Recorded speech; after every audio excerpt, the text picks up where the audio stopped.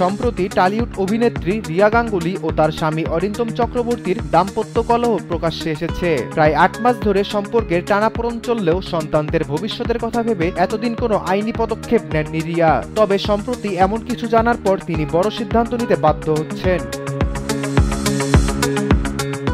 রিয়া জানিয়েছেন, অরিন্দম প্রতি সপ্তাহে ছেলে মেয়েদের সঙ্গে দেখা করত, তবে কয়েক মাস ধরে সেটা অনেক কমে গেছে। তখনই আমার সন্দেহ জাগে।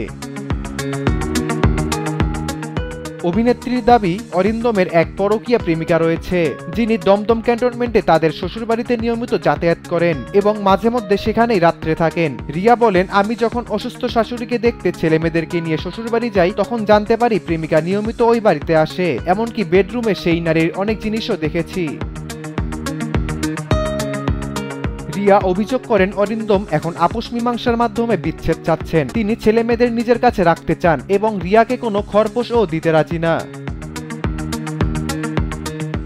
কান্নাজড়িত কণ্ঠে রিয়া বলেন, আমি ছেলে মেয়েদেরকে কিছুতেই ছেড়ে দিতে পারবো না। ওরা একটা সুস্থ পরিবেশে বড় হোক, আমি এটাই চাই। অর্থনৈতিক কারণেই কাজ শুরু করার চেষ্টা করছি। খুব শীঘ্রই ধারাবাহিকে ফিরবো।